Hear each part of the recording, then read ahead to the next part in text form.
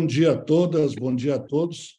Em nome da ANAP, é um grande prazer recebê-los nessa reunião virtual com um tema extremamente importante para todos no Brasil, que é a situação econômico-financeira do sistema de saúde e, em particular, dos hospitais brasileiros. Milhões de pessoas diariamente têm no hospital uma fonte de esperança, esperança de tratamento, esperança de cura, esperança de recuperação. Os hospitais, para poderem prestar uma assistência qualificada, digna, resolutiva, evidentemente dependem de recursos humanos, mas também de recursos materiais, recursos que permitam incorporar tecnologia, contratar bons profissionais, oferecer condições dignas de tratamento e de assistência à população brasileira. Portanto, a crise que é vivida pelos hospitais não é uma crise que fique dentro das paredes dos hospitais. Ela é, na verdade, uma crise que deve preocupar a todos, porque todos estão sempre na dependência de um sistema hospitalar saudável, de um sistema hospitalar eficiente, de um sistema hospitalar que responda com dignidade às justas demandas da população por assistência. Convidamos para tratar desse assunto 4 pessoas extremamente importantes no mundo da saúde. O Dr. Breno Monteiro é o presidente da Confederação Nacional de Saúde e, portanto, tem a liderança e a representação do conjunto de todos os hospitais brasileiros. Convidamos influentes membros da ANAP, que responde pelos hospitais privados. Está aqui o Dr. Henrique Neves, que é diretor-geral do Hospital Einstein e vice-presidente do Conselho da ANAP, e está conosco o conselheiro Fernando Torelli, diretor-geral do HCOR aqui de São Paulo e um influente conselheiro da nossa entidade. E chamamos com muito carinho e com muito interesse a presença de alguém que pudesse dar o testemunho sobre hospitais não tão grandes, não há hospitais menores, mas sobre hospitais não tão grandes. E, nessa condição, convidamos o nosso Leonardo Monteiro, que é o diretor financeiro da Rede Primavera de Saúde, que é do nosso simpático estado de Sergipe e da também simpaticíssima Aracaju, para que a gente possa ter, nesse painel, representações dos diversos tamanhos e diversas possibilidades de hospitais. A minha pergunta a todos, doutor Breno, começando pelo amigo, é: estamos diante realmente de uma crise financeira e econômica dos hospitais? Quais são os elementos que o senhor pode compartilhar conosco? Temos, nesse momento, 270 pessoas já participando da reunião. Quais são os elementos que o senhor pode compartilhar conosco e que mostram e evidenciam essa dificuldade? Bom dia, doutor Breno. Bom dia, meu querido amigo Brito. Uma honra poder estar aqui numa live da ANAP, que representa aí todas essas instituições que prestam serviço de altíssima qualidade no Brasil e tem isso como sua marca principal, e poder aqui conversar com esse time de craque, Leonardo, doutor Henrique, doutor Torelli, é um prazer enorme para mim. Sem dúvida nenhuma, a gente passa por um dos piores momentos que o sistema de saúde brasileiro já viveu. E eu volto um pouquinho ali no início da pandemia, quando a gente ali teve, a meu ver, uma decisão, de certa forma, hoje, talvez na época não desse para avaliar dessa forma, mas hoje, certamente, exagerada da ANS, quando suspendeu as cirurgias eletivas de modo igual no Brasil inteiro. E a pandemia demonstrava ali que as ondas que chegavam no Brasil da pandemia se estabeleciam de modo desigual nas regiões. Ela atingiu, você sabe, Brito, que eu moro no Pará, né?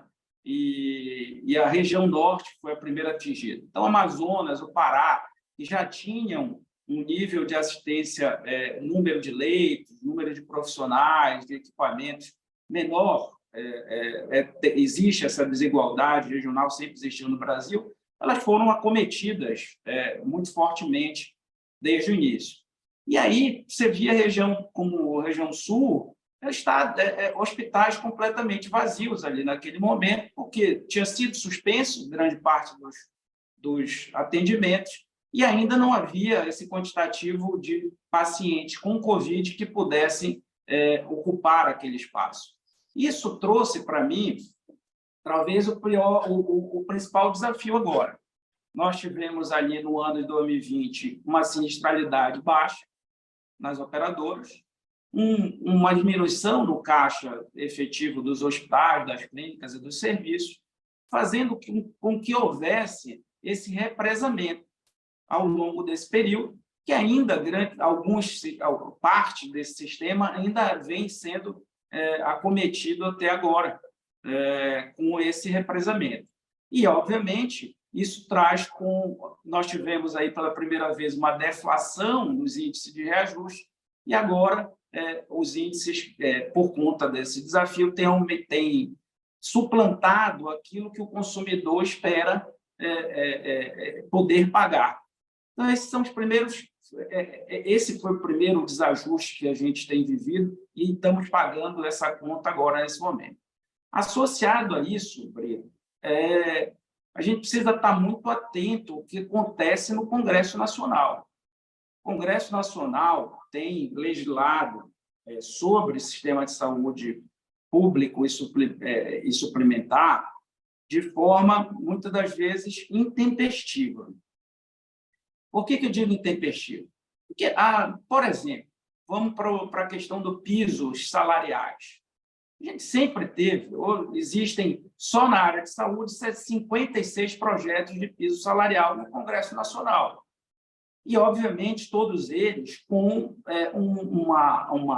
uma necessidade de discussão, pelo menos por parte de todos nós, da necessária valorização do profissional.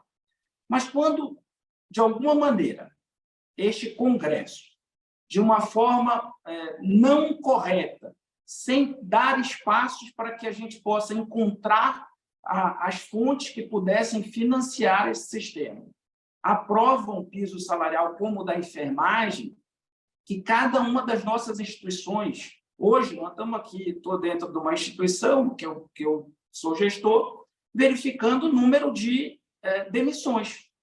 Ou seja, que nível a instituição teria para superar ou suportar, neste momento, pagamento de rescisão, porque a conta não fecha. A conta não fecha, e não fecha só para os pequenos. Ainda existe no Brasil uma desigualdade salarial por conta de complexidades regionais que não foram levadas em conta. Então, você pega o estado de São Paulo, que quando nós fizemos todos os levantamentos, nós, Centro de Saúde, juntamente com a ANAP e outras instituições, a gente via que este problema, no estado de São Paulo, ele existe. Existe uma necessidade de incremento de recursos. Mas em estados como o Amapá, em estados como a Paraíba, esse valor mais do que dobra o custo de uma classe que é preponderante dentro dos nossos serviços, que representam praticamente 50% dos nossos custos com folha de pagamento.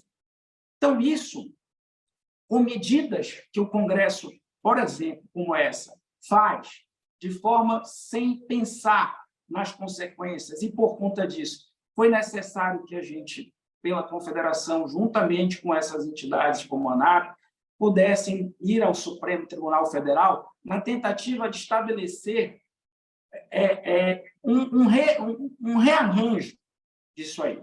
Como é que, do dia para a noite, instituições que trabalham baseada, por exemplo, tem muitas instituições filantrópicas que recebem sobre uma tabela SUS defasada com 20 anos, poderiam suplantar isso aí. E aí, ao longo desse problema, vem erro em cima de erro sobre isso, fazendo com que, toda vez que se tenta consertar até agora, você cria mais dificuldade do que a possibilidade de sair de forma correta de uma situação como essa. Fora essa questão de piso, que, só lembrando, a gente não vai parar nessa questão só da enfermagem. Ainda no dia de ontem, foi aprovado numa comissão na Câmara Federal o piso da assistente social. E logo em seguida vem de todas as outras, do fisioterapeuta, do farmacêutico, todos, que é justo que você possa tratar sobre valorização. Mas o sistema de saúde brasileiro, da forma com que ele é feito, ele não aguenta pagar esse custo. Além dessa questão de piso, eu te traria aí a decisão do Congresso na mudança da questão do rol da INSS, né? Do que era taxativo para ser só um rol exemplificativo. Isso tem trazido insegurança jurídica, isso tem feito com que os custos das operadoras explodam, porque não pode ter qualquer tipo de incorporação, há um lançamento de uma medicação, e aí é incorporado por alguma agência fora, essa medicação custa na casa de alguns milhões de reais, e operadoras de pequeno, médio porte, com um paciente que tenha que fazer um tratamento, vão ter um desequilíbrio muito grave.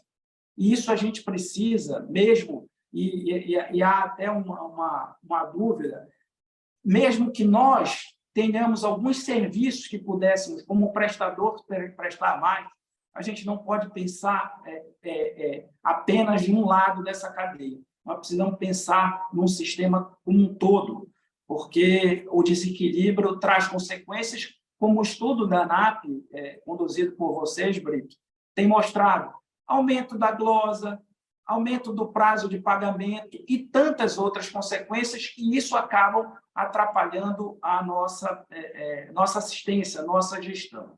Então, além desses dois casos já citados, no Congresso Nacional, e tudo volta para ele, para o mesmo ambiente, tudo é o Congresso Nacional, a gente volta agora com algumas discussões como reforma tributária, desoneração da folha. Então, desoneração da folha, a saúde nunca foi contemplada com nenhuma desoneração. Nós somos essencialmente serviços, a grande parte do nosso custo é em folha, nós nunca tivemos, já teve desoneração até para a indústria de pedras preciosas, e tantas outras, para não citar aqui, indústria têxtil, telecomunicações. A saúde nunca teve desoneração.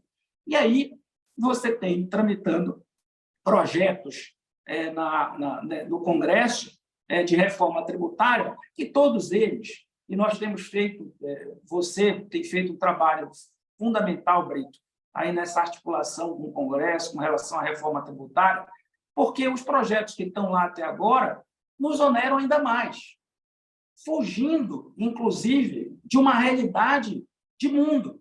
Os países que usam imposto único, esse imposto de valor sobre o valor agregado, 80% deles não taxam a saúde. Não é porque é um benefício à saúde, é porque é um direito do cidadão. Ou seja, um bem, um serviço essencial como saúde e educação, e que deveriam e devem ser trabalhados de forma diferente na questão tributária. Brito, eu acho que, para iniciar, esses são os desafios que nós temos enfrentado, desafios que nós vamos ainda enfrentar para tentar sobreviver.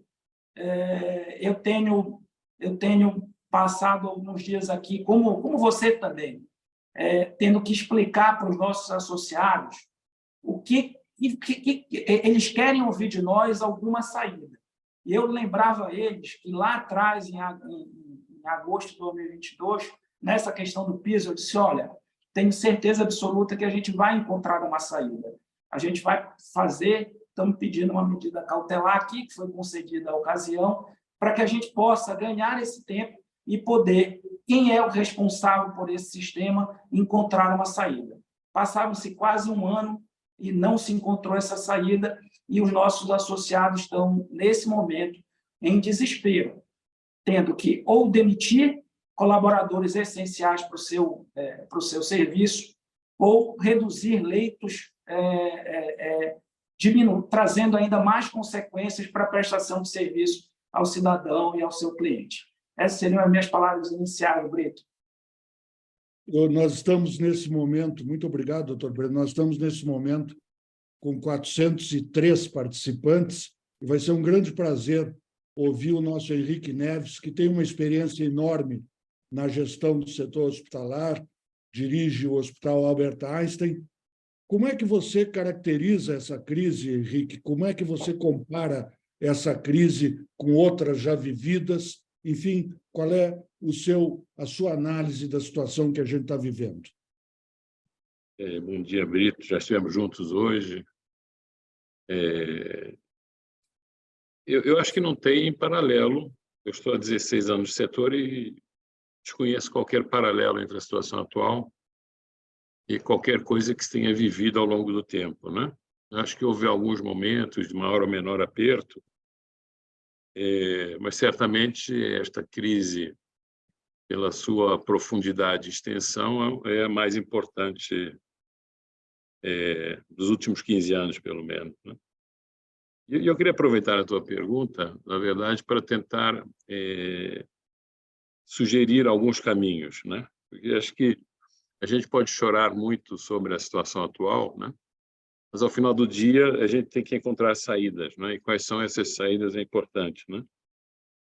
Tem coisas estruturais, como o piso salarial, né? Que, para muitos hospitais, tem um impacto dramático, né?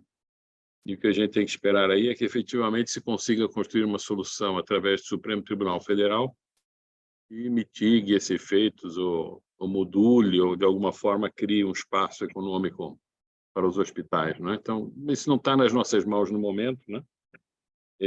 O que a gente pode fazer, acho que está em outros campos, né?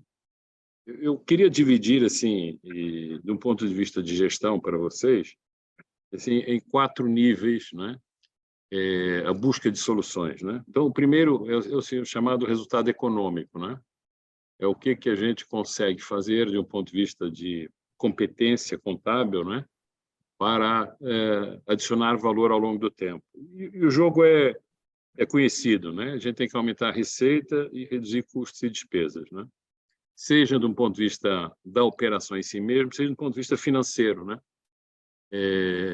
Muitos dos hospitais carregam dívidas para financiar seu capital de giro, suas expansões, portanto, tem dívida na sua estrutura de capital, né? Então, esse resultado econômico é importante que ele consiga ser positivo, né?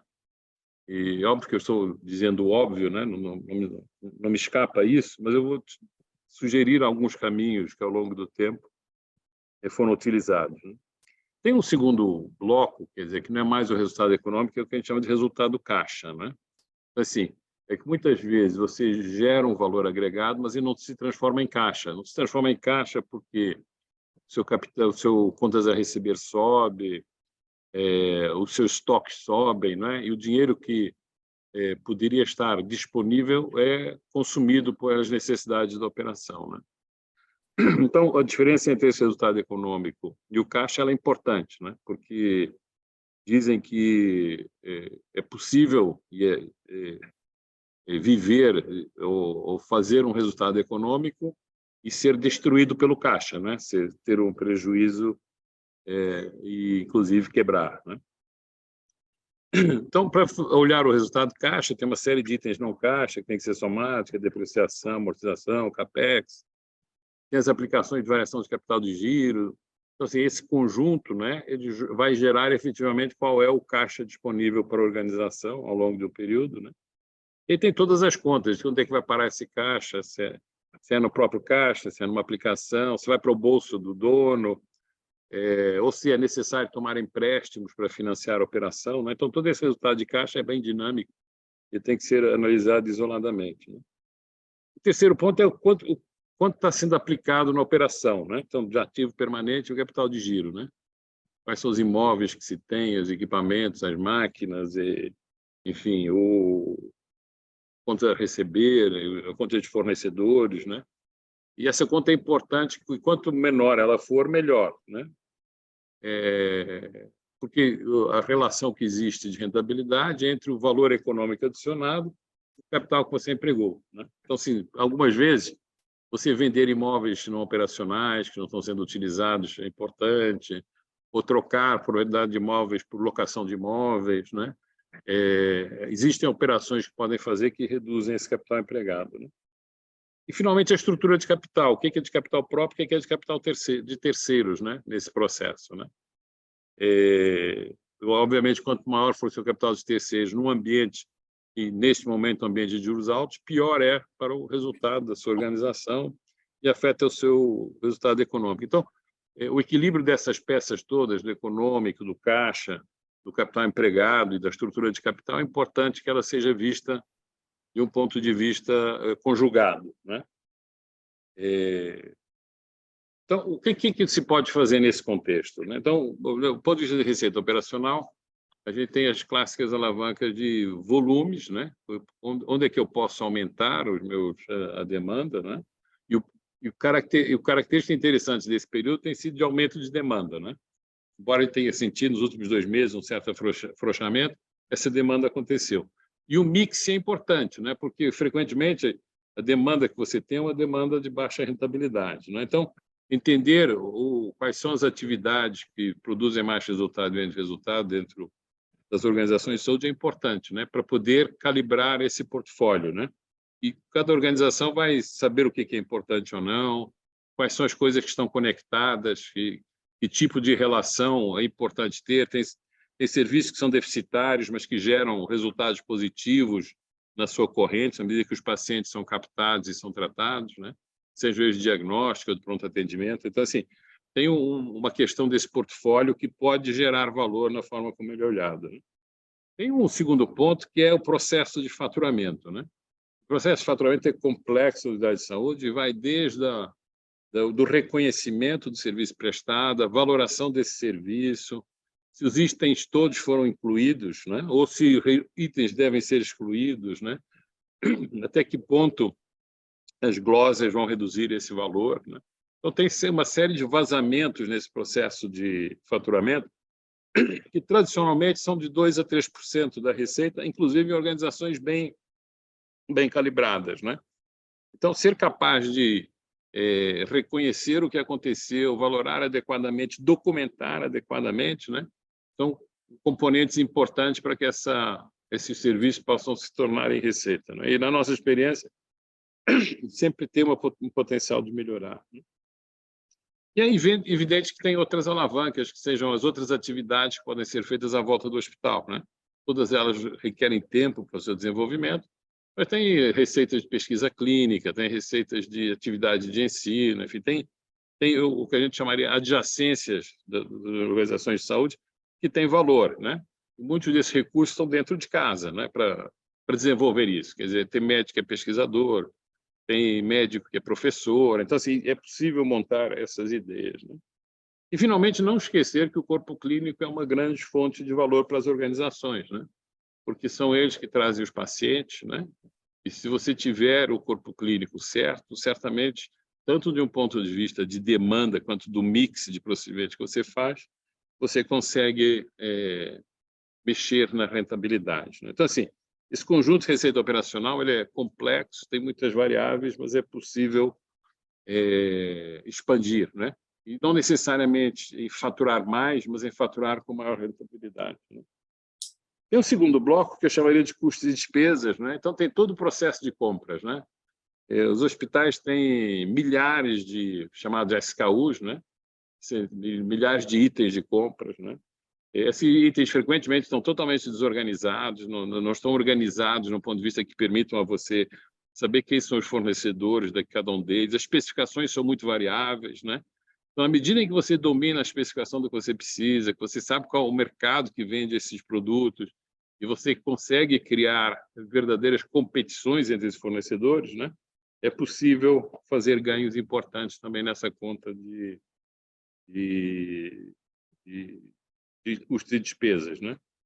Eu vou deixar para o Torelli falar um pouco mais sobre o que a gente chama de gestão matricial de despesa, mas é que muitas vezes as nossas organizações são funcionais, né? Estão divididas em áreas, hospital, medicina diagnóstica, e dentro do hospital também a gente cria verticais e não tem ninguém que olhe as contas longitudinalmente, né? Então, fica um pedaço na conta dentro de cada setor não se enxerga a totalidade e as sinergias que podem ser obtidas. Então, isso é interessante também fazer, né? Aqui dentro do ICE, a gente pratica muito a questão regular assim, de estabelecer metas de redução, né? Então, é um exercício didático, né? A gente, ao invés de dizer não vai cortar aqui, vai cortar ali, a gente distribui metas para as áreas, né? Que elas poderão obter do jeito que elas quiserem, né? Assim, e a gente dá bastante latitude. Isso aí é muita ideia criativa, né? Quando você dá a meta, em vez de dizer para o cara corta aqui, ele consegue substituir o que seriam as suas ideias de corte por outras melhores, né? A gente pratica aqui também o orçamento mensal, então todas as despesas estão calibradas mensalmente, e tem uma regra aqui que, se o dispêndio não acontecer naquele período, ele volta para um caixa central, né? Então, significa dizer que, para gastar aquele dinheiro de novo, ele precisa de uma autorização específica, precisa de um aporte da verba. Ele fecha o orçamento dele mensalmente, né? Então, isso obriga a uma regularidade maior no dispêndio e faz com que o que não foi conseguido despender num período qualquer, ele precisa de uma nova autorização para ser despendido. Ou seja, esse dinheiro é da banca, né? E o uso da ociosidade, né? Dentro dos hospitais existe uma enorme quantidade de ociosidade, né? Você vê nos tempos de permanência, você vê nas horas de ociosidade dos empregados, que tem vales de atendimento, né? A gente verifica aqui que determinados procedimentos que têm 4 ou 5 dias de internação deverão ser feitos em 3 ou 4, os mais complexos, né? E que no 4º e 5º dia, de fato, não tem nenhuma rentabilidade, né? Então, se tem um entendimento dessas bases da atividade, de que existem ociosidades ou períodos, efetivamente, que não acrescentam nada do ponto de vista da rentabilidade e não acrescentam para o paciente também, que são importantes, né? Então, assim, tem toda uma, entre aspas, ciência, né, de como é que a gente mexe essas alavancas todas, né? No capital de giro, né, a gente tem um procedimento aqui que é, assim, efetivamente, negociar o prazo de todas as compras. Não existe um esforço deliberado de ampliar esses prazos, né? E não precisa, assim, isso tem que ficar naturalmente na organização. Não é que você vai aumentar de 30 para 90 dias de uma vez, né? Mas lembrar que em cada negociação, você negocia só o preço, você negocia também o prazo de pagamento, né? E em momentos de juros altos, o prazo é muito importante, né? Então, assim, quanto mais prazo você conseguir, mais você está retendo o caixa dentro da sua organização, né? Manter estoques adequados também, ter certeza que seus estoques são os mínimos necessários para a sua operação, né? Claro que tem coisas que são estratégicas, claro que tem coisas que não podem faltar no hospital, mas trabalhar com estoques menores sempre libera caixa, né? E pode abater dívida, né? Que é importante. O contas a receber, né? Evitar que esses prazos sejam ampliados, né? No momento em que a gente vive, existe um esforço deliberado de ampliar, de quem a gente presta os serviços, ampliarem os prazos de pagamento. É evidente que isso tem um custo para os hospitais, né? Que é os juros que vão incidir sobre esse dinheiro que deixou de entrar e que terá que vir de outro lugar qualquer, né? Eu acho que a questão também dos créditos de liquidação duvidosa, né? Existem oportunidades de parcelar esses créditos em mais vezes. Eu prefiro recuperar um crédito que de outro jeito pode se perder, né? E ainda que você perca de um ponto de vista financeiro nos juros relativos às parcelas que você vai pagar, né? Ou que não tenham juros, né? A simples possibilidade desse dinheiro voltar para o caixa da organização é importante. E o ativo permanente, quer dizer, o dispêndio de capex, esse é muito crítico, né? Quer dizer, neste período em que se vive de escassez de caixa, de recursos, o investimento, obviamente, deve ser o menor possível, né? Dentro de uma visão estratégica de que é necessário manter ativos, né? Porque, eventualmente, não atualizar esses ativos pode representar despesas de manutenção maiores, então tem que ter uma certa inteligência nisso. Eventualmente, existem expansões rentáveis para serem feitas e que é necessário despender esse recurso, né? Ainda que não seja, talvez, o melhor momento do ponto de vista de caixa, né? Então, se o retorno for rápido desse investimento, vale a pena fazer. Então, assim, essas contas todas que eu estou me referindo, sejam receitas, custos de despesa, despesa de capital, capital de giro, do próprio ativo permanente, né, que podem ser feitas de mobilizações, têm que ser vistas como potenciais geradores de oportunidades, né? Finalmente, a estrutura de capital, né? Quer dizer, no cenário em que a gente vive, de margens mais estreitas e de juros altos, né? A estrutura de capital é absolutamente crítica, né? Se os hospitais estiverem muito alavancados, ou estiverem alavancados, não precisa estar muito alavancados, tem um peso sobre o lado econômico, sobre o resultado econômico importante, né? Então, manter essa dívida dentro de limites razoáveis, né? Seja que tenha prazos longos, que tenha juros os mais baixos possíveis, né? E que tenha a possibilidade de recomprar essa dívida no momento, quer dizer, de pré-pagar essa dívida sem ônus na frente, né? São coisas importantes, né, para você conseguir efetivamente passar por esse processo, né? O último ponto que eu quero fazer, chamarei de rituais de acompanhamento, né? E tudo que eu falei, é evidente que você precisa dedicar tempo e recursos para a organização, né? Você tem que levantar os dados mensalmente, tem que sentar para discutir, né? Tem que trazer as pessoas engajadas nos projetos de redução de custo ou do aumento de receita para a mesa, para, essencialmente, apoiar e demonstrar seu interesse no assunto, né? Mas esses rituais são fundamentais, né? Então, você tem que segmentar, trazer as pessoas relevantes para a mesa, né? Tem que ter uma cobrança de marcos, se está acontecendo como foi previsto, se não aconteceu, é possível acelerar ou não, né? E, finalmente, tem um processo aqui de comunicar, explicar para as pessoas o que está acontecendo, por que é importante. Cada vez que você entra nesses rituais de acompanhamento, você está treinando as pessoas a olharem as atividades de um determinado jeito e reconhecer as contribuições que as pessoas fazem, né? Então, assim, eu fico assim, vou terminar por aqui, né? Temo parecer assim excessivamente didático e simplista, né? Por uma questão que a gente sabe que é complexa. Não existem organizações mais complexas na sociedade humana do que as organizações de saúde, né? Mas também, na minha opinião, não tem outras organizações que tenham tantas oportunidades de melhoria quando olhado da forma apropriada. Eu acho que era isso que eu queria dizer.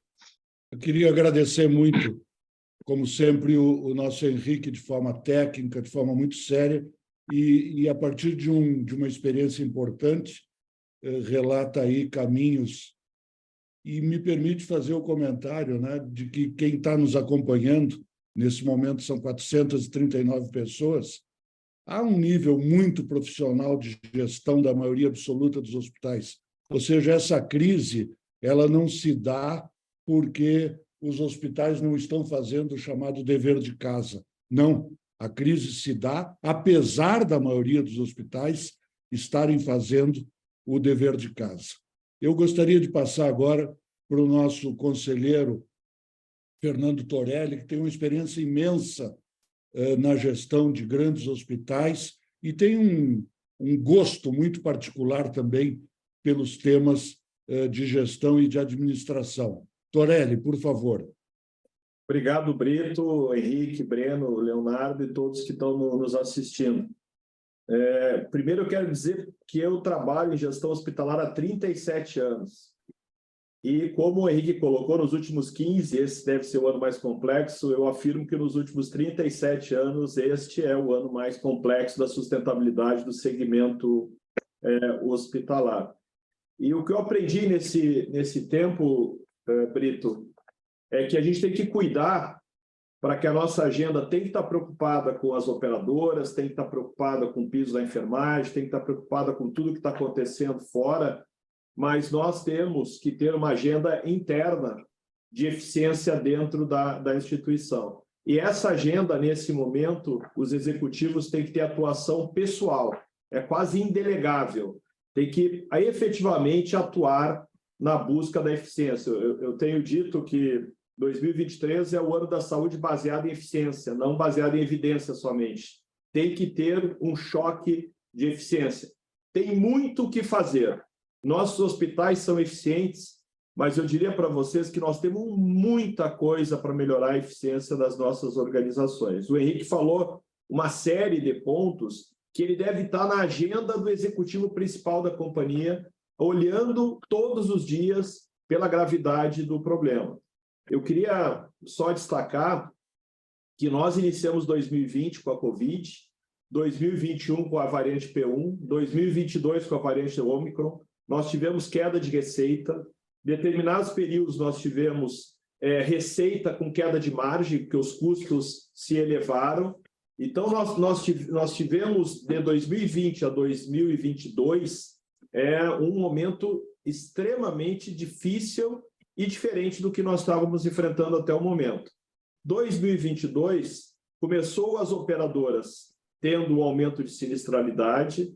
Lembrem que os hospitais em 2022 tiveram um reajuste pelo INPC da folha de pagamento de 2 dígitos, aqui em São Paulo foi 11,7%, e que muitas operadoras não estavam refazendo, começaram a não fazer o repasse integral do IPCA nas diárias e taxas. E lembrem também que nós migramos muito do nosso modelo de remuneração para diárias e taxas. Então, você estava com custo de pessoal pela inflação, custo de materiais, custo de alimentos, e a receita não estava sendo corrigida da mesma forma. Tudo isso está anualizado em 2023. 2023 é o ano da tempestade perfeita. É o ano onde você tem a anualização da não concessão da reposição inflacionária integral por parte das operadoras, a anualização do reajuste de 2 dígitos do gasto de pessoal, e, se não bastasse, o ano também que as operadoras estão com maior volume de sinistro e que está gerando uma série de negociações, em negociações não só em tabelas, em preços, mas em mudança de prazo para entrega de conta, o que gera mudança de prazo de pagamento. Então, a questão da liquidez, a questão do caixa, passa a ser o ponto central da estratégia nesse ano. Em algumas instituições, o caixa está virando o CEO, porque todas as decisões são tomadas a partir do caixa, né? E isso é ruim para a organização, porque você acaba tomando decisões de curto prazo, mas é necessário no momento que nós estamos vivendo. Então, 2023 é o ano da saúde baseada em eficiência e, principalmente, nós temos que ter uma agenda, temos que reclamar do governo, reclamar do Congresso, reclamar das operadoras, reclamar da macroeconomia, reclamar de... Mas isso não vai adiantar absolutamente nada com a sustentabilidade que nós temos dentro dos nossos hospitais. A pergunta é qual a nossa agenda, né? Eu sugiro, essa live está sendo gravada, e tudo que o Henrique colocou, coloquem na agenda para que a gente possa, a partir da semana que vem, começar a olhar item a item nas nossas organizações. Eu vou complementar com a minha visão alguns dos pontos que o Henrique colocou, mas que, o primeiro deles é o ciclo da receita.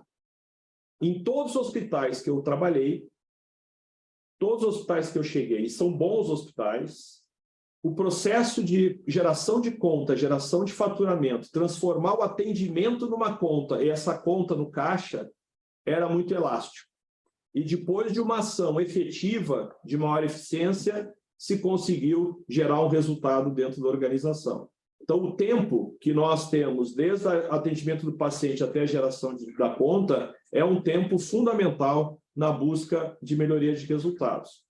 Outro ponto importante, existe um setor no hospital que ninguém gosta muito dele e que eu considero um dos principais, que é o setor de cadastro e parametrização de regras de negócio. A operadora faz uma glosa e, se você não mantiver esse setor de parametrização e cadastro, lá tem uma fortuna. E aí você chega no hospital e pergunta quem é que pode fazer uma parametrização de regras de negócio no sistema? Ah, tem 20 pessoas. Não pode. Tem que ter um único setor com inteligência, porque quando tem uma glosa, se você não corrigir o parâmetro no seu sistema, em média, gente, depois de uma glosa realizada, o hospital leva 250 dias para receber essa glosa. Porque tu tem o recurso, prazo de recurso, contra-recurso. Então, assim, o setor de parametrização de regras de negócio coloca na agenda da eficiência, porque esse é um ponto fundamental. Outro ponto importante que o Henrique colocou, a questão de glosas.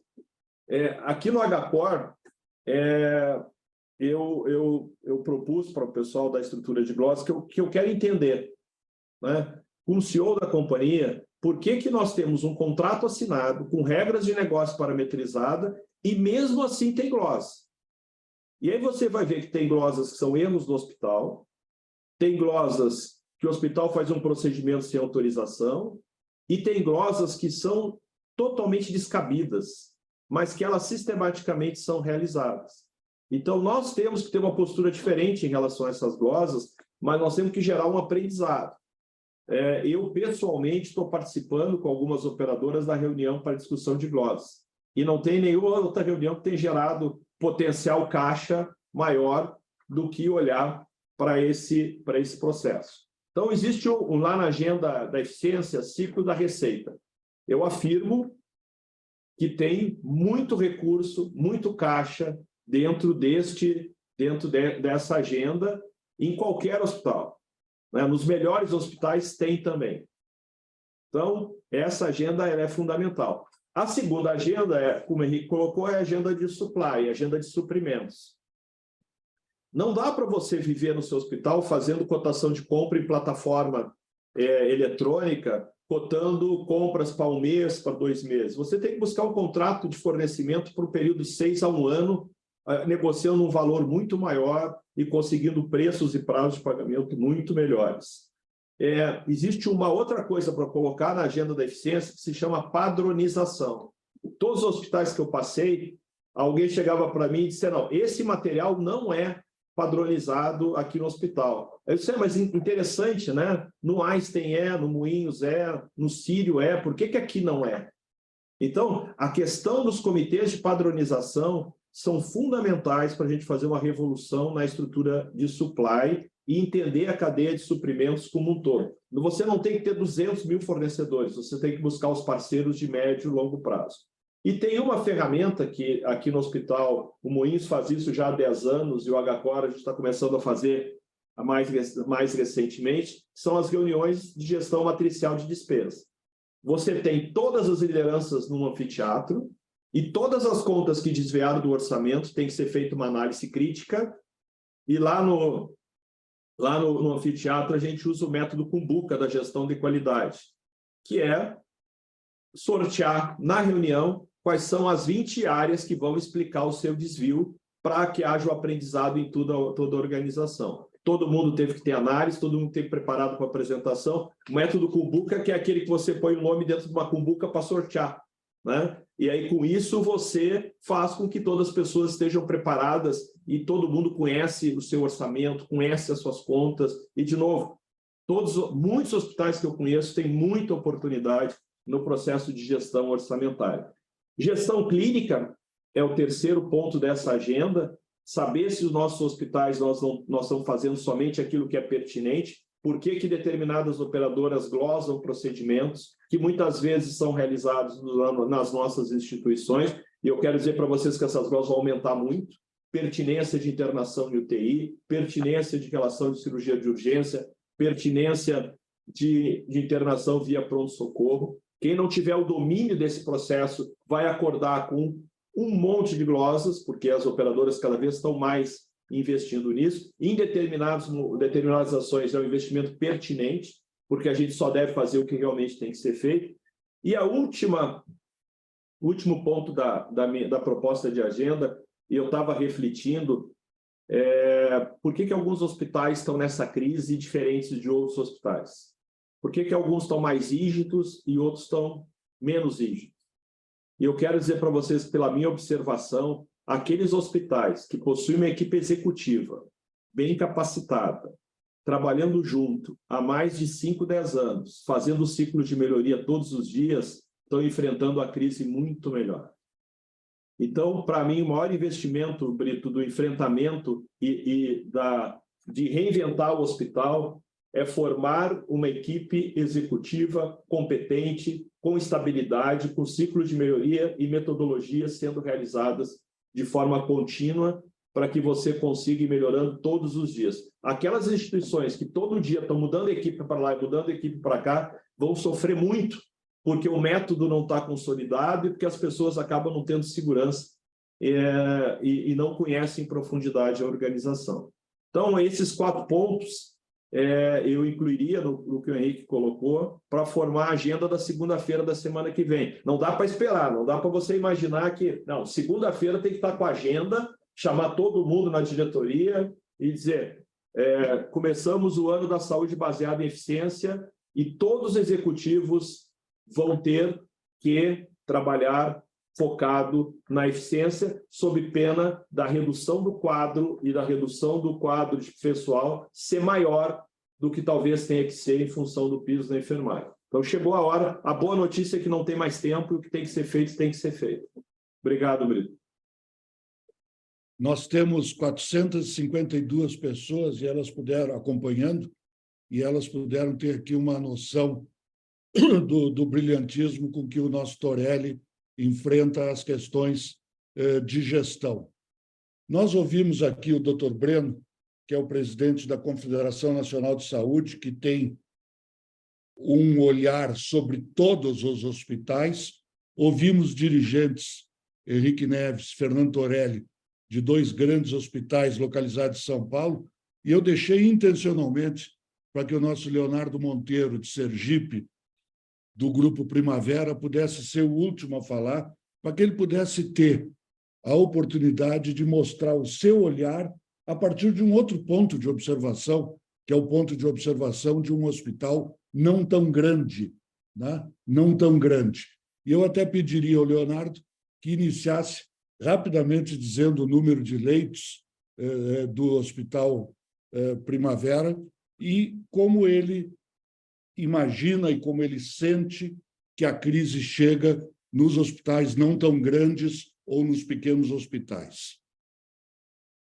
A todos, temos 250 leitos, Brito.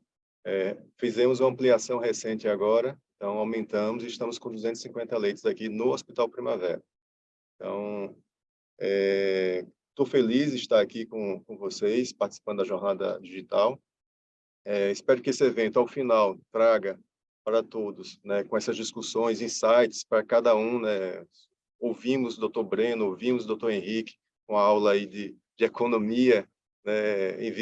Ouvimos Torelli com a questão da eficiência, e, ao final, tenhamos nas nossas instituições, Brasil afora, insights de melhorar, né, as nossas gestões. Agora, como o Torelli falou, é praticamente uma tempestade perfeita. Estamos vivendo, né, neste momento, uma tempestade perfeita. Alto custo pós-Covid, né, não mudou. Né, veio a Covid, subiu e os custos não desceram ao patamar pré-Covid. Glosas, inadimplências, prazo médio de recebimento esticado. Então, são várias e várias situações que trazem uma tempestade perfeita. Eu não tenho 30 anos, no segmento da saúde, mas, como a chamada mesmo traz, é um momento mais desafiador da saúde suplementar dos últimos 30 anos. Nos 14 anos que eu estou aqui no hospital, com certeza, é o ano mais difícil que tem, né, desse pós-pandemia. A pandemia, ela mudou o curso e acelerou algumas coisas, né? Então, ela mudou o curso da história, né, para os hospitais. Foi difícil enquanto pandemia, mas para os hospitais, a nível financeiro, claro, da assistência, né, sem comparações, mas a nível financeiro não tem comparação, porque esse pós-pandemia trouxe também, com a alta sinistralidade das operadoras, o Dr. Breno falou do represamento, né, da pandemia, dos procedimentos cirúrgicos e tal. Depois da pandemia, foram liberados os procedimentos e causou essa alta sinistralidade. Esta alta sinistralidade está forçando, claro, de uma forma muito particular deles, ações das operadoras para com os prestadores. Essas ações é o quê? Redução de tabela, não é nem negociação de aumento de tabela, é redução, mudança no modelo remuneratório, que isso para a gente é uma situação complexa, porque as seguradoras, as operadoras, elas têm o seu risco da atividade delas. Então, com a mudança, né, colocando pacotes de áreas globais, nós estamos absorvendo um pouco desse risco. E é um risco que a gente não está acostumado, né? A seguradora tem lá seus cálculos atuariais, tem, até por força de regulamentação, tem seus cálculos atuariais para poder fazer isso. A gente não tem. Então, a gente atende esse beneficiário das seguradoras E nós aqui não temos os dados, né, completos dessa massa de vidas, essa massa atendida.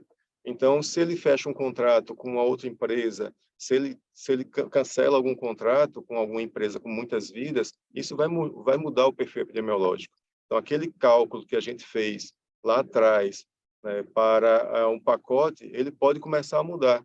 Então, pode mudar o perfil e mudar também, e muda totalmente para a gente. Então, é algo muito novo para a gente, muito novo mesmo.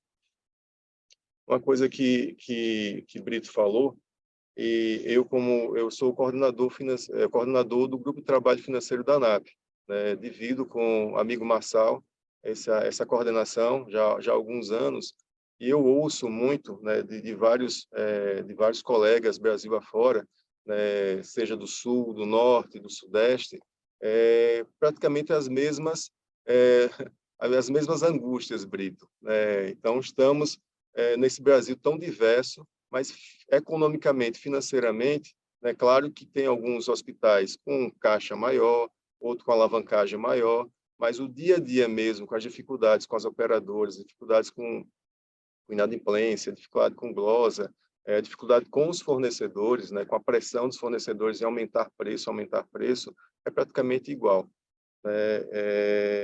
Quando o Grupo de Trabalho foi formado, há alguns anos atrás, a gente estava discutindo como fazer, estava começando os novos modelos remuneratórios, que hoje não é tão novo assim, né? Então, a gente discutindo a estrutura de custos, novos modelos remuneratórios, discutindo alternativas de captação de recursos para ampliação. Então, essas eram as discussões anteriormente. Hoje, a discussão é glosa, inadimplência e glosa, né? Então, as discussões dentro do grupo de trabalho financeiro é glosa e inadimplência, glosa e inadimplência. Inadimplência não é porque só deixou de pagar, a inadimplência é por toda a conjuntura de processos, né, de fluxo entre prestador e operadora para poder receber aquilo, né, receber aquela conta. Então, a gente tem a conta, como o Torelli falou, né, que é o ciclo de receita, a gente precisa trabalhar muito bem esse ciclo de receita, mas existe uma força contrária da operadora que, de alguma forma, procura esticar, né, esse prazo por mais tempo possível. Então, hoje, né, aqui para a Rede Primavera, como você perguntou, e eu acho que para todos os hospitais, porque eu estou em contato com os financeiros dos outros hospitais quase que diariamente, né, temos reuniões, temos conversas, tudo.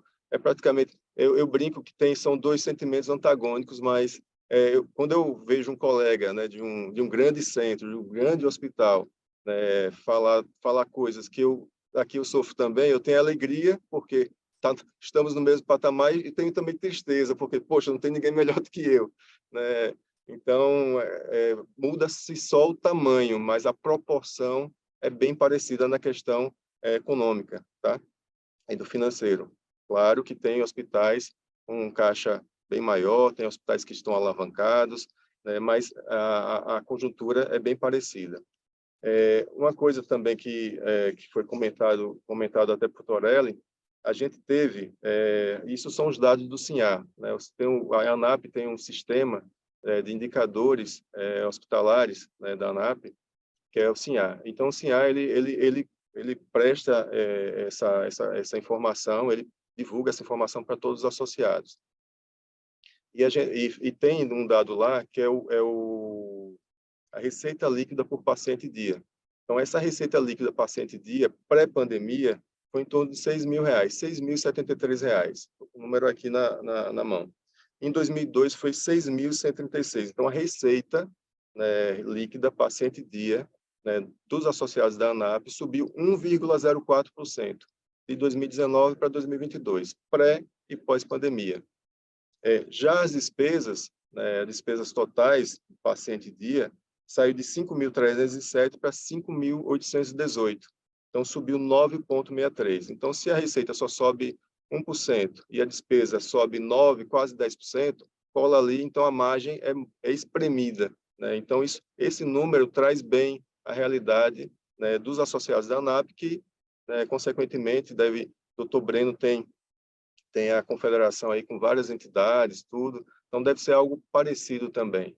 Outro dado importante é que a inflação de saúde, né, de 2022 foi 11,43 e o IPCA 5,79. Se a gente tem, né, o IPCA geral, se a gente tem nossos contratos baseados no IPCA, que nem isso estamos conseguindo direito de fazer, então a gente já está perdendo aí, porque a inflação da saúde foi bem maior.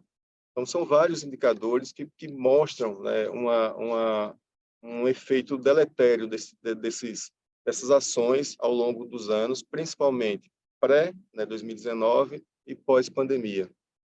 Então, é uma situação bem complexa mesmo. E como o doutor Breno trouxe, da questão do piso da enfermagem, a gente tem questões de fora do governo, né? Então, são leis, são regulamentações que são impostas de uma hora para outra, que, né, tem hospitais, doutor Breno, tem São Paulo, tem hospitais que o piso, eles já pagam mais do que o piso, então não vai ter, tem alguns hospitais. Mas tem hospitais, né, no Nordeste, no Norte, né, Centro-Oeste, nos vários rincões do Brasil, né, que não pagam, o piso é bem menor, e vai representar, não só na categoria enfermagem, vai representar na folha total quase 50% de aumento. Tem hospitais que é 35%, 33%, 40%, 43%, né, no total da folha, né? Então, se a gente tem a rubrica, né, pessoal, é uma das principais rubricas de custo, né? Depois vem material, medicamento, contratos, tal. Se eu tenho lá a rubrica pessoal como sendo uma das principais, e ela aumenta de uma assinatura de uma lei de uma hora para outra, né, 40%, 50%, isso da margem estreita ao prejuízo. E o prejuízo você consegue fazer 1 mês, 2 meses, daqui a pouco o hospital não consegue mais. Então, é uma situação muito complexa a vivida hoje dentro dos hospitais, né? Seja em Sergipe, seja em Belém do Pará, né? Seja no Pará, seja no Rio Grande do Sul, seja em São Paulo. É uma situação vivida por todos nós, num país tão diverso, com tantas realidades distintas. Tem dados do CINHA também, né, que é o ticket médio da conta hospitalar por região. Então, são muito diversos. O do Sudeste é um, do Sul é outro, do Norte é outro. Então, é um país muito diverso para a gente tratar tudo de uma forma só, né, conforme um piso ou uma lei estabelecida. Então, essa é uma questão bem dramática para a gente hoje. Eu queria agradecer muito a participação do Leonardo. Nós vamos começar agora uma rodada de perguntas, temos aí mais 20 minutos. Eu vou pedir que cada um vá respondendo as perguntas da forma mais sintética possível e passaria, em primeiro lugar, uma pergunta ao Torelli, que responde essa pergunta e depois vai, conforme previamente combinado, se ausentar, porque está sendo chamado pelo aeroporto de Congonhas para entrar num voo. Então, ao tempo em que agradeço a presença do Torelli, passaria para ele a seguinte pergunta, é a pergunta do Marcos Costa. O que os hospitais podem fazer para ajudar os planos, as operadoras, a reduzir sinistralidade? Vitor, eu tenho pensado muito por que os hospitais estão superlotados. Tem um dado da ANAP de que a média de idade, o percentual de pacientes acima de 60 anos internados nos nossos hospitais chega a 40%. Aqui no HCOR esse número é 60%. E tem um outro dado dizendo que de 2010 a 2035, a população de idosos acima de 60 anos vai dobrar no Brasil. Então, o que vai acontecer? Nossos hospitais vão continuar lotados. Ponto. O que a gente pode fazer para trabalhar junto com as operadoras? Vocês estão vendo todas ações relacionadas à fraude, questão de processos de reembolso, que muitas vezes acontecem por profissionais dos nossos hospitais. Então, nós temos que ter um posicionamento muito claro de coibir má prática dentro dos nossos hospitais. Nós temos que trabalhar a questão da pertinência, fazer o que tem que ser feito, tempo de permanência adequado dentro dos nossos hospitais. E isso não é para as operadoras, gente. Isso é agenda do que é o melhor para o paciente. E sendo melhor para o paciente, vai ser melhor para o hospital e vai ser melhor para as operadoras. Nós temos que eliminar o desperdício na saúde suplementar e pensar em como mudar o modelo de cuidado, porque entregar uma carteirinha e a pessoa se autogoverna sem gerenciamento de saúde, talvez isso vá continuar com um grupo muito pequeno de pessoas que podem ter um plano de maior valor. Para planos de valor intermediário e básico, tem que ter um outro sistema de coordenação do cuidado. Brito, eu deixei o meu contato, meu telefone ali no chat, me coloco à disposição e o HCOR para compartilhar experiências, práticas, tudo aquilo que de alguma forma a gente puder ajudar. Eu acho que assim, durante a pandemia, nós, nos hospitais da ANAP, tivemos um ambiente de colaboração muito forte e enfrentamos a pandemia juntos. Agora nós estamos vivendo um momento de sustentabilidade tão grave quanto o momento durante a pandemia. Então a gente tem que restabelecer o comitê de crise, restabelecer a gravidade e restabelecer o compartilhamento e ação colaborativa entre todos os hospitais. Eu me coloco aqui pessoalmente, coloquei meu telefone e estou à disposição de todos para poder compartilhar as práticas aqui do HCOR. Abraço e obrigado pela compreensão, Brito, porque o avião não espera, por mais que eu tenha ligado para lá, pedir para não decolar, ele não vai esperar. Tá bom? Abraço e obrigado a todos. Muito obrigado, Torelli. Doutor Breno, uma pergunta do Tiago Ferreira. Se existe expectativa da sua parte, ou da nossa parte, de que esse alto custo decorrente da chamada lei do piso salarial possa ser, de alguma forma, repassado para as operadoras. Se o senhor vê espaço para isso e como o senhor vê a consequência do repasse ou do não repasse dessa despesa. Torelli e Henrique deram uma verdadeira aula de gestão. E os hospitais da ANAP praticam isso no dia a dia. Eles já exercem essa boa gestão, essa eficiência nos custos.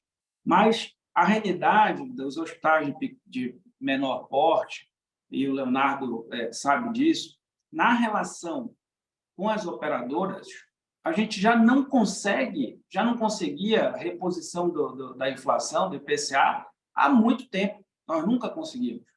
Essa relação, exatamente por ser muito desigual, não ter essa correlação de forças ser desproporcional, nunca foi respeitado nunca foi respeitado o contrato, como o Tiago fala.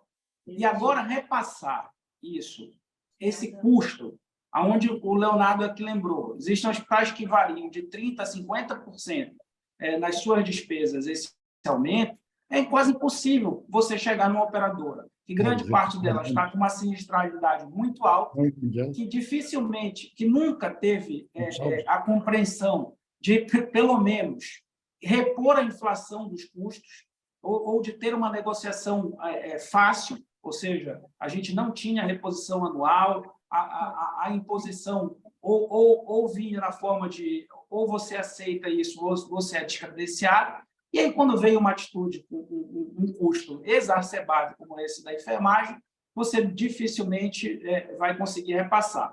Você sabe, Brito, que tivemos a oportunidade de oficiar a INS, conjuntamente, Centro de Saúde, ANAP, exatamente mostrando esse impacto, exatamente botando no radar da agência de que alguma coisa deveria ser pensada pela agência para tentar regular esse mercado.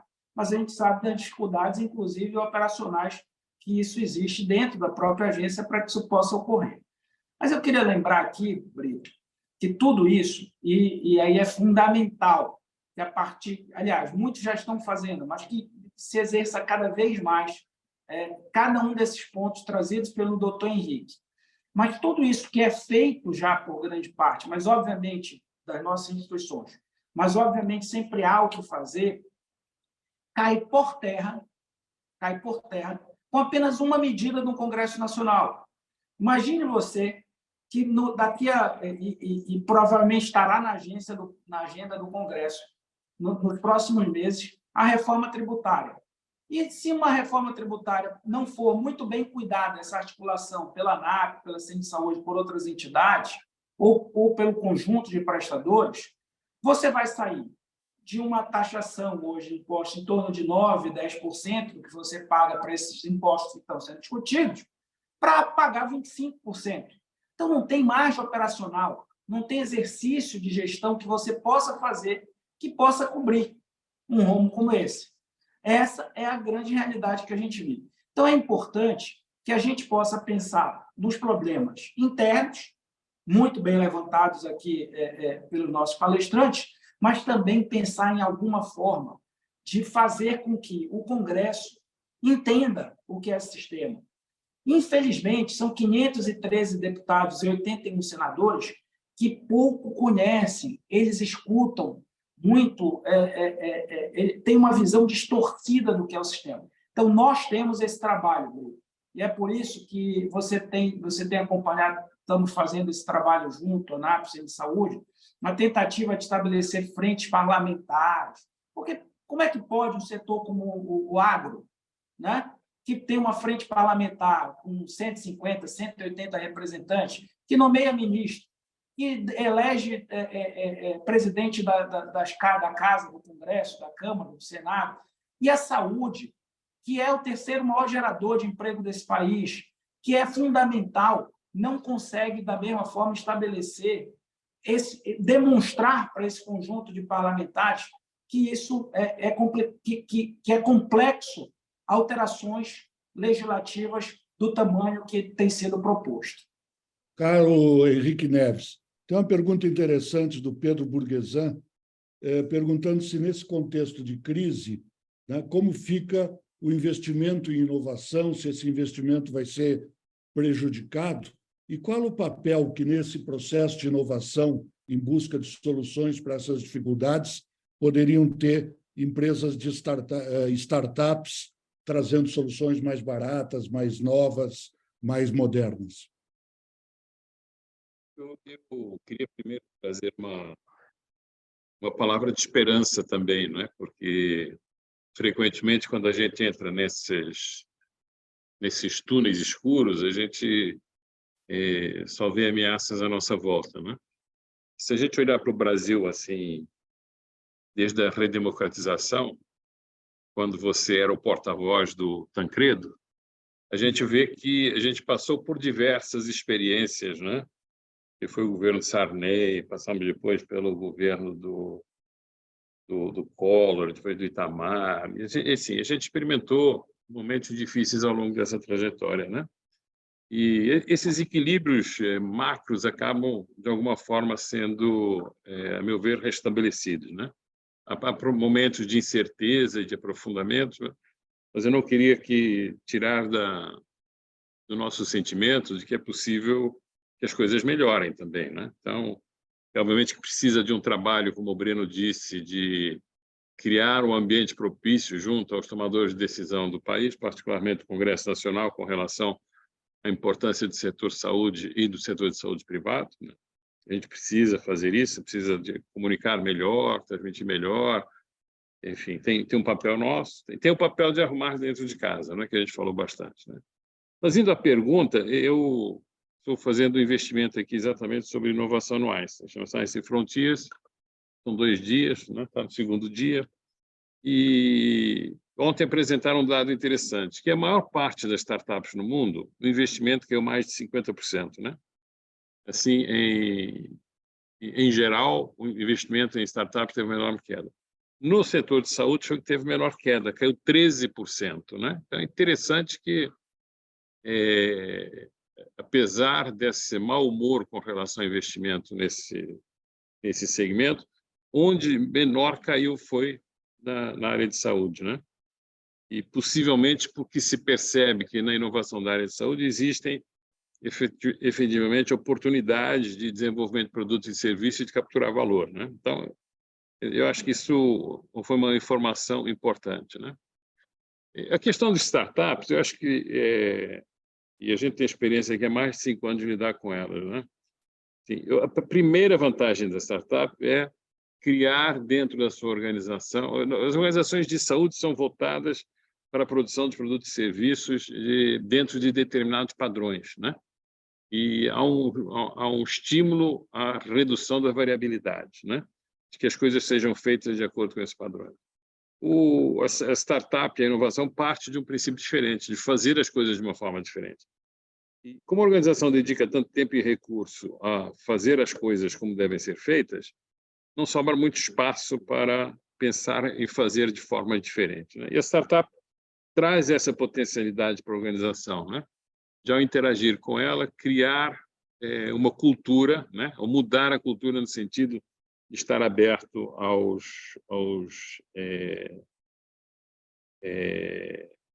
a mudança positiva, inclusive a novas formas de capturar valor, né? Se eu olhar as startups aqui dentro do Einstein, em algumas delas a gente fez investimentos ao longo do período, os investimentos, a avaliação que a gente tem hoje são investimentos rentáveis, né? Ou seja, entre os que a gente desinvestiu, os que perdeu e os que estão em curso, o balanço é francamente favorável em termos de geração de valor. O problema é que essa geração de valor ela só acontece na realização do investimento. Então, assim, ele não se traduz, né, em caixa para dentro da organização, né? Então, ele tem um tiro mais longo, o retorno dele vai ser mais longo, por definição. Aí tem o terceiro ponto, eu falei da cultura, falei dele como investimento, mas eu acho que tem outro, assim, até que ponto você consegue incorporar produtos e serviços desenvolvidos pelas startups nas suas operações, né? E tem um espaço também para isso, né? Assim, a gente incorpora aqui no Einstein algumas delas, a Nilo, a Mevo, são startups principalmente ligando com o processamento de informação de saúde. A gente incorporou os nossos processos de uma forma muito positiva, né? Então, assim, eu acho que startups não nos vão tirar desta situação, né? Elas não vão dar soluções de curto prazo para a gente, né? Mas elas vão, certamente, ajudar a transformar as organizações e ter o potencial de gerar reservas de valor para o futuro, né? Eu descreveria, assim, as startups, a inovação, neste contexto da crise que a gente está vivendo. Leonardo, uma pergunta da Letícia Gonçalves. O efeito de represamento de tratamentos, cirurgias decorrentes da pandemia, na sua opinião, ele já passou? Ou ainda há tratamentos, cirurgias a serem feitas por conta da pandemia? Ela quer, imagino com isso, questionar se esse movimento hoje existente nos hospitais, ele ainda é por conta do represamento ou o represamento, de alguma forma, já passou e os hospitais voltaram à normalidade, pré-pandemia. Acredito, Brito, o represamento do centro cirúrgico, eu acredito que já tenha se diluído, todo aquele volume represado. Mas os hospitais hoje estão com um movimento ainda sob efeito da pandemia, que as pessoas deixaram de fazer exames preventivos, deixaram de se cuidar. Então, quando ele descobre a doença, já vem aqui, não é um tratamento simples, é um tratamento de internação hospitalar. Então, muitos pacientes aqui do hospital, a ocupação do hospital é um efeito ainda pós-pandemia, né? Mas, assim, o represamento de centro cirúrgico, as cirurgias de centro cirúrgico, a gente vê que já vai se diluindo um pouco mais. Tem alguma coisa aqui, mas não no volume que foi 2022. 2022 realmente teve muita cirurgia vinda desse represamento. Na minha terra, o Rio Grande do Sul, se usa muito, Henrique, doutor Breno, a expressão para dentro da porteira e para fora da porteira, simbolizando aquilo que tem que ser feito em casa e aquilo que tem que ser feito fora de casa. Eu acho que graças às extraordinárias participações de vocês, ficou muito claro que os hospitais estão diante de um desafio que é histórico. Há um conjunto de circunstâncias extremamente graves nesse momento, e é uma falsa questão perguntar se eles, então, devem trabalhar da porteira para fora, como preocupa muito ao doutor Breno as circunstâncias de decisões que são tomadas, de legislações, a compreensão dos governos e dos parlamentares, ou da porteira para dentro, como iniciou aqui de forma muito técnica o Henrique, depois complementado pelo que disse o Torelli. Então, eu recolho aqui dessa conversa a ideia de que a gente vai precisar realmente pautar outras reuniões e procurar explorar um pouco aquilo que foi aqui dito por cada um. Mas nós temos o compromisso com o horário e o horário tem compromisso com o almoço. Então, não acho que um evento da ANAP possa criar problema de saúde pública, retardando muito o almoço daqueles que estão conosco. Eu, por isso, agradeceria muito a vocês e pediria que cada um, de forma breve, pudesse fazer uma consideração final. Doutor Breno, por favor.